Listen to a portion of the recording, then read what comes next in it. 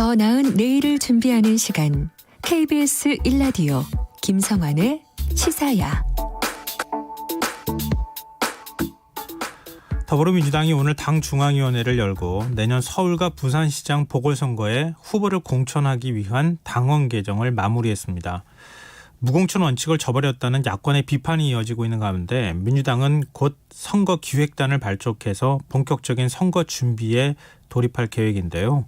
오늘 인터뷰 시간에는 민주당 노웅래 최고위원 연결해서 내년 서울 부산시장 보궐선거 후보 공천 결정 내막과 전망에 대해서 좀 더 자세히 짚어보도록 하겠습니다. 의원님 안녕하십니까? 네, 노웅래 의원입니다. 안녕하세요. 네, 안녕하세요. 이번 이제 당원 개정 작업을 마무리한 거 아니겠습니까? 예. 당 소속 선출직 공직자의 잘못으로 치러지는 이제 보궐선거인데요. 여기에 다시 또 후보를 내게 된 점에 대해서 당 지도부로서 어떤 입장을 갖고 계십니까? 그러게요. 저희가 입이 10개라도 할 말은 없는 거고요. 책임을 통감하는 거죠. 지도부로서는요. 네. 일부에서는 당원에게 떠넘기는 게 아니냐 이렇게 하지만은 비록 선택은 당원들이 해주셨다 하더라도 그 책임은 지도부가 다 지는 거라고 생각합니다. 그래서 세간의 뼈아픈 그 비판에 대해서는 저희들이 다 책임 있게 다 받아들여야 될 거라고 보는 거고요. 그러나 그 코로나19로 인해서 경제가 악화되고 또 청년들 일자리도 구하기 힘든 지금 이 어려운 상황에서 우리가 대의 명분만 지키고 자존심만 지키는 게 능사냐, 그런 면에 있어서는 좀 욕먹더라도 후보를 내는 것이, 그리고 정당의 존재 이유를 생각한다 그런다면 여당으로서 후보를 내는 것이 무한 책임을 지는 정치다, 이런 각오로 결자해지의 심정으로 좀 잘못을 바로잡고 민생을 위해 좀 뚜벅뚜벅 우직하게 나가야 된다 하는 측면에서 이번에 후보를 내기로 한 것입니다. 여권 원로 정치인이라고 할 수 있죠. 국회 사무총장을 지낸 유인태 전 의원도 명분 없는 처사다 이렇게 쓴소리를 하기도 했는데요. 지금 이제 말씀을 해주시긴 하셨지만 여권 내부에서도 비판적인 목소리 나오는 거 어떻게 보십니까? 예, 그렇게 말씀 충분히 하실 수 있다고 보는 거고요. 저희도 고민인 노무현 대통령이 있었다면 이때 어떤 결정을 했겠느냐라고 하는 생각은 여러 번 좀 되뇌어 보기도 했는데, 지금 시점에서 우리가 후보를 안 내는 것만이 그게 책임 있는 정치냐 하는 측면에 있어서는 우리는 그래도 욕먹더라도 지금은 민생을 살리는 게 우리가 더 책임 있는 자세가 아니냐, 이런 생각을 좀 해본 거고요. 적어도 예전에 오세훈 시장이 무상급식이 포퓰리즘이라며 자신의 정치적 신념을 관철하기 위해서 1000만 시민의 서울시장직을 내기판 판돈 걸듯이 걸어서 한번 그렇게 한 적이 있는데, 이게 과연 그게 명분 있는 짓이냐. 그래서 저희가 보기에는 민생 함부로 여기고 내팽개치는 분들이 이번에 또 후보로 나와서 당선되는 걸 그대로 보는 게 능사는 아니다라고 본 거고요. 그래서 지금 집권 여당으로서는 책임을 구긴 건 사실일 겁니다. 네. 그래서 그렇다고 후보를 안 낸다면 그거야말로 더 무책임하고 정당의 목적이라는 게 후보를 내서 책임 있게 정치라는 거라 그런다면, 그래서 지금은 민생을 지키고 외면하지 않기 위해서는 욕먹더라도 비난받더라도 더 우리가 좀 책임 있게 가려면 무한 책임의 자세로 간다고 그런다면 또 욕먹고 속고내지 하더라도 후보를 내야겠다 하는 마음으로 이번에 후보를 낸 거라고 말씀드릴 수 있겠습니다. 네, 국민의힘을 비롯한 야권에서는 절차상의 문제를 지금 제기하고 있는데요. 지금 이제 전당원 투표에서 찬성률로만 보면 86%가 찬성하긴 했지만 투표율이 26% 정도밖에 안 나왔어요. 근데 이렇게 전당원 투표를 했을 때 이게 구속력 있는 결정이 이루어지기 위해서는 최소한 투표율이 30% 이상은 나와줘야 되는 것 아니냐. 근데 그게 이제 당원 당규상으로 규정되어 있는 것인데 그 정족수를 미달한 것이 아니냐, 이제 이런 주장을 하고 있거든요. 이 주장에 대해서는 어떻게 얘기하시겠습니까? 일반적인 투표라고 그런다면 그 정족수가 3분의 1은 돼야 되는 거 아닙니까? 네. 이제 그런 면에 있어서는 저희들이 충분히 문제 제기를 받을 수 있다고 그러지만, 저희 당규만 본다 그런다면 당규 38조에 보면은 이거는 전체 권리당원의 10분의 1이 청구에 의해서 투표가 이루어질 경우에 그럴 때만이 3분의 1의 투표와 과반수 이상의 찬성으로 돼 있거든요. 그래서 이거는 이번에는 권리당원 10분의 1의 청구에 의해서 이러한 투표가 아니라 당 지도부의 직권에 의해서 이런 투표이기 때문에 이 당규 규정만 본다 그런다면 지금 그거와는 좀 적용 대상 자체가 아닌 거죠. 그래서 지금 실제로 더불어시민당 합당 투표 때도 투표율이 3분의 1에 못 미쳤거든요. 근데 그 효력을 갖는 것도 아마 마찬가지로 그 해당 대상이 아니기 때문이었을 겁니다. 그래서 저희들이 보기에는 일반적인 경우를 상정한다 그런다면 그렇게 말씀할 수 있지만 저희 당규로만 본다 그런다면 그렇지 않다고 말씀드릴 수 있겠습니다. 네. 근데 지난 3월 그 선거 연합정당 만든다고 할 때 그때도 전당원 투표, 권리당원 투표에 붙이지 않았습니까? 예. 그때 투표율이 역대 최고치라고 알고 있는데 그때 30% 가까스로 넘었거든요. 예. 근데 이렇게 당에서 중요한 결정을 하는데 지금 권리당원의 30%만 투표한다는 거 이게 구조상에 뭔가 문제가 있는 것 아닙니까? 그래서 이제 지금 이제 이번 우리가 일을 치르면서 당원 당규를 포함해서 이런 부분도 만약 손질해야 될 부분이 더 있다고 그런다면 더 손질을 해야 될 거고요. 그리고 국민들의 눈높이에 맞춰서 지금은 가지 않으면 국민들이 눈속임으로 국민들이 속지 않지 않습니까? 그런 면에 있어서 당원 당규를 포함해서 개선의 여지가 있는 거는 다 고치고 개선해야 된다고 봅니다. 근데 짧게 이거 하나만 좀 더 여쭤볼게요. 근데 지금 당내에서 권리당원 가운데 70% 넘게 지금 투표를 하지 않은 거잖아요.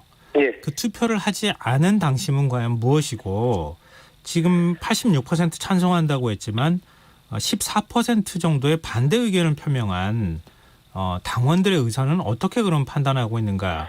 이것도 당내 민주주의에 있어서 굉장히 중요한 것 아니냐 이런 얘기도 나오거든요. 저희들이 사실상 이제 그런 고민은 저희도 같이 했고요. 당원들의 그 침묵한 다수, 투표하지 않은 다수의 그 목소리는 어떤 의미를 갖는 거냐 하는 면에서는 저희들이 반성하고 그리고 당 운영하는데 또 민주적인 당 운영하는데 참고하고 개선의 어떤 여지가 있다고 보는 거고요. 그런 면에 있어서는 저희들이 촉구되지 않는다는 마음을 말씀드린 것처럼 개선의 여지 시정하는 그 계기로 삼아야 된다 이렇게 봅니다. 지금 이제 문제가 된 무공천 관련돼 있는 당원 당규 규정이 문재인 대통령이 당대표 시절에 혁신위 차원에서 만든 거 아니냐 이런 지적을 하면서 야권에서는 문 대통령이 어떤 방식으로든 입장을 내야 되는 거 아니냐 이런 주장을 하고 있는데요. 이 부분에 대해서는 어떻게 보십니까? 그러게요. 이제 그때 당시 문재인 대통령 이제 대표 시절에 만들어진 당원이죠. 이제 그렇죠. 이제 지금 문재인 대통령이 당 대표가 아니신 거고요. 그래서 지금 입장을 밝히라고 하는 것 자체가 정치 공세성 아닐까요? 충분히 야당 입장에서 그렇게 공세할 수는 있겠죠. 네. 이낙연 대표는 도덕적으로 유능한 후보를 낼 것이다 이런 입장을 밝히기도 했는데요. 당내에서는 이렇게 후보를 검증하는 과정에 있어서 어떤 기준을 만들거나 이런 작업들을 혹시 하고 있습니까? 우리가 지금 사실상 당원 당규를 이제 무리하게 지금 고치고 그리고 이제 무한 책임 정치 하겠다고 하는 마당에 이번에야말로 이 보궐선거의 후보를 뽑으면서도 정말 도덕성을 가진 후보를 뽑아내지 못한다 그런다면 우리 당에 존립 이유가 있겠습니까? 기존에 역량 있는 후보도 나오는 걸 못 나오게 할 수는 없겠지만 글자 그대로 도덕성 있는 참신하고 유능한 후보까지 다양한 후보한테 문을 활짝 열어놓고 치열한 검증 과정 그리고 충분히 공정하고 투명한 그 절차에 의해서 공개 토론도 필요하면 공개 토론도 하고 그래서 우리 과거 우리 또 당에서 했던 것처럼 지도부와 친하다고 해서 그리고 공천 심사원에 친하다고 해서 공천 주는 그런 식의 어떤 후보를 뽑을 수는 없는 거겠죠. 그래서 이번에야말로 정말 우리 시민들이 직접 검증하는 도덕적인 후보를 뽑도록 하는 그런 절차와 그 투명한 절차는 꼭 거쳐서 새로운 후보를 뽑아야 된다고 봅니다. 네. 그리고 오늘 홍남기 경제부총리가요. 이 대주주 요건 기준이 되는 주식 보유 10억 정도 기준이 있잖아요. 그걸 이제 3억 원으로 내리는 방안에 대해서 그동안의 정부안으로 추진해 오다가 고위 당정청회의 결국 이제 민주당의 의견을 받아들였다고 할 수 있는데 그 부분에 대해서 원래 당초 10억으로 그냥 다시 되돌아간 부분에 대해서 책임지는 차원에서 사의를 표명했다 이런 얘기가 나왔는데 문재인 대통령은 반려를 했습니다. 이 부분에 대해서 어떻게 보십니까? 그래도 주간 이제 그 담당 부처의 그 장관으로서 뭐 본인은 분명히 자기 본인들이 하려고 했던 그 의도가 있었을 거예요. 양도세 과세 기준에 대한 그 10억 기준에 대한 3억 기준에 대한 의도가 있었을 건데 네. 그 부분이 관철이 안 된 부분에 대한 책임을 지는 자세를 보이는 거에서는 그거는 그 공직자 자세로서는 나쁘진 않다고 봅니다. 그렇지만 또 이 정치라는 것이 꼭 이제 부처의 입장만 있는 게 아니고 또 민심과 또 더구나 코로나 위기 상황에서 국민들이 그만큼 어려운 상황이라는 것도 또 간과할 수는 없다고 봅니다. 우리 정당 입장에서는. 그래서 당정청이라는 것이 한 목소리로 갈 수는 없겠죠. 그러면 여러 가지 목소리를 또 하나의 목소리를 만들어내는 과정에서 그렇게 다른 목소리가 있는 거고요. 실제로 지금 말씀하신 것처럼 양도세과세 기준도 처음에는 기준이 이제 달라진 거죠. 이제 3억으로 이제 관찰하려고 정부 부처에서 했지만 그 기준에 대한 또 많은 분들의 또 우려와 걱정이 있었던 게 사실이고요. 실제로 또 그만큼 또 지금은 그 국민들의 지금 삶 자체가 피폐하고 어렵고 목까지 불만이 차 있는 상태이기 때문에 그런 면을 좀 관철해서 안 하겠다는 거 그렇게 안 하겠다는 게 아니고 결국에는 그렇게 가더라도 지금은 좀 정책의 탄력성과 유연성을 발휘할 시점이 아니냐 이런 측면에서 지금 그렇게 지금 이제 좀 보완이 됐다고 할 수 있겠고요. 이 재산세 완화 부분도 마찬가지로 그런 측면에서 이제 보완이 된 거 아니겠습니까? 그래서 좀 재산세도 완화한 거도. 그런 측면은 이제 가만히 돼야 된다고 봅니다. 의원님, 내년 재보궐선거 너무 지나치게 의식하는 거 아니냐 이런 지적에 대해서는 어떻게 생각하세요? 야당에서는 그렇게 얘기할 수 있겠지만 그렇게 따진다면은 국민들 어려운 거를 그럼 내팽개치고 나몰라라 한다면 더 무책임한 짓일 거고요. 그래서 일단은 국민들이 지금 당장 너무 힘들고 어렵다 하고 한다 그런다면 재산세 부분도 좀 완화해줘서 지금 결국엔 재산세 완화 부분도 결국에는 그게 실제적인 미실현 이익 아닙니까? 재산세 같은 경우는요. 그래서 실제로 종부세처럼 고가주택에 해당되는 것도 아니고 이거는 서민들에게 직접적으로 세부담이 가는 거라 그런다면 그거는 조금 더 적극적인 자세로 좀 정책에 좀 유연성을 갖고 봐야 될 부분이 있다라고 본 거고요. 그래서 그렇다고 재산세 지금 당장 수익이 없는 분들한테 그냥 재산세 내라고 한다면 벽돌 떼서 세금 낼 수 있는 것도 아닌데 이제 그런 푸념이 있는 것도 우리는 또 존중할 필요가 있다고 보는 거고요. 그런 측면에서 좀 고려가 됐다는 말씀을 드리겠습니다. 그리고 지금 법무부하고 검찰의 갈등에 대한 질문도 좀 하나 드리고 싶은데요. 윤석열 검찰총장이 신임 부장검사 강연에서 사회적 강자의 범죄를 엄벌해 국민의 검찰이 되어야 한다 이런 입장을 밝혔고요. 추미애 법무부 장관은 윤 총장이 검찰의 정치적 중립성을 훼손한다 이렇게 또 비판하는 입장문을 냈습니다. 이렇게 양쪽으로 계속 갈등하는 모습 어떻게 보고 계십니까? 그러게요. 하여튼 지금 일로서 서로 평가를 법무장관은 법무장관의 위치에서 일로서 평가를 받아야 되고 검찰총장은 검찰총장의 입장에서 받아야 되는데 이게 마치 무슨 SNS상에서 서로 실랑이하고 이렇게 하는 거는 최악의 그건 있을 수 없는 일인데 지금 벌어지고 있는 거고요. 그 SNS상으로 서로 일과 상관없이 이렇게 주고받는 거는 더 이상 하면 안 된다고 봅니다. 그건 바람직하지도 않고 그건 일과 상관없이 지금 감정 싸움하는 것처럼 보이는 거 아닙니까? 지금 법무장관과 검찰총장은 부안이 이런 것도 말이 안 되는 거 아니에요? 무슨 폭력배 조직도 아니고 무슨 부하가 나옵니까 거기에? 그냥 지휘 감독을 받는 그냥 상하관계 아닙니까?